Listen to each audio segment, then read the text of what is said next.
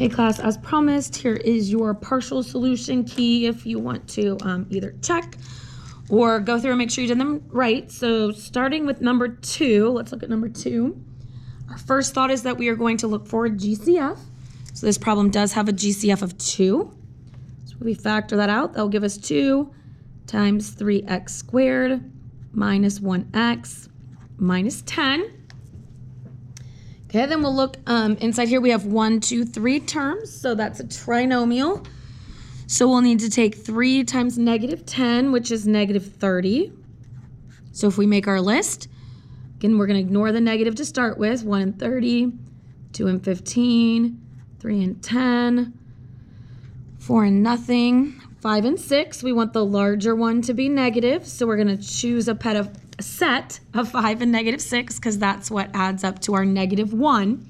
Now on this one, we can't use the shortcut because 3 is not 1. So we'll have to rewrite this into 4 terms. So a 3x squared plus 5x minus 6x minus 10. Okay, we'll split that here. So we'll say x and then a 3x plus 5. Over here we'll have a negative 2, right? Our leading one is negative. Which is perfect because now we have matching coefficients. So we'll have an x minus 2 and a 3x plus 5. We'll double check. We don't see any other special cases. We don't see any other GCFs. So we'll just bring down that factor of a GCF that we pulled out to start with. And there's our final factored answer. Okay, let's look at number 3. Number 3, the first thing we'll ask ourselves is there a GCF? We do not have a GCF. So then we have 4 terms. So we'll split it in half. Over here we have an x to the 3rd. And that will give us an x minus 6. Over here we have a 6. So that will give us an x to the 3rd plus 6. And an x minus 6. Then we will check and see if we have any other GCFs or special cases, which we don't.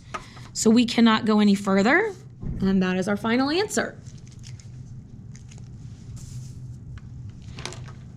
Number 5, if we look at number 5, okay, the first thing that we will ask ourselves is there a GCF? This does have a GCF of 2, but not just 2, they all have the variables, so a 2x. So that will give us a 12x to the 3rd. Let's see, 28x squared minus 3x minus 7. Okay, now we have 4 terms. So 4 terms we factor by splitting in half. Let's see, our GCF over here will be a 4x squared.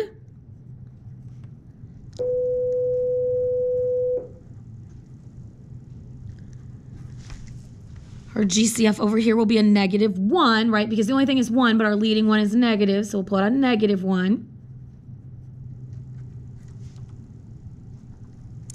So that becomes a 4x squared minus 1 and a 3x plus 7. Then we are going to check for any other special cases or GCFs. We have a special case right here with our 4x squared minus 1. So 2 times 2 is 4. Half of the exponent leaves us with an x.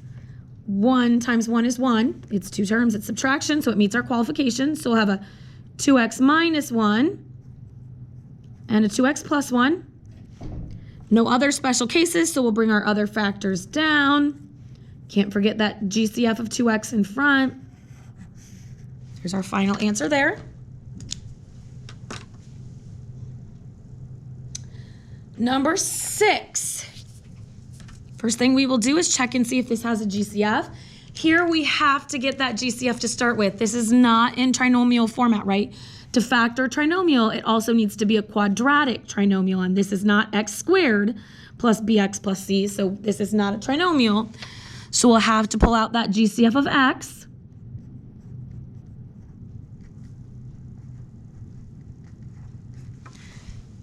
Okay, and then we'll look at that x squared plus 5x plus 6. That is 3 terms. So we'll take 1 times 6, which is 6. We want a pair that will add up to 5, so that'll be our 2 and 3. So this will factor into an x plus 2 and an x plus 3. We can use the shortcut again because that's a 1. No other special cases or GCFs. That x in front, and that's our final answer there. Then number 8, make sure you think carefully about, because if we look at number 8, there's not a GCF. So then we'll ask ourselves 2 terms, special case.